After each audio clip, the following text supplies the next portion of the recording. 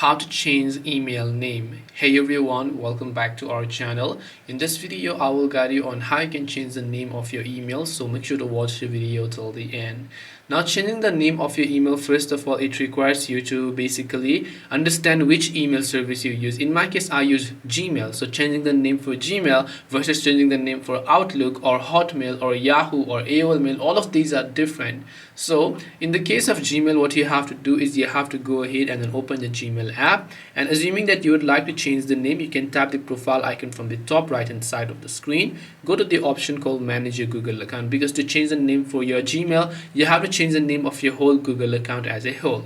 Now once done, you can just go to the personal info tab, and from here you'll just find your name. So you can tap the name option here and then just enter the new name that you would like to use in this case, and once done, you'll be able to save the changes for your name. This way you can go ahead and then basically change your email name. Hope this video was helpful. If you have got any questions, feel free to leave them down. Thank you for watching and see you soon in the next video.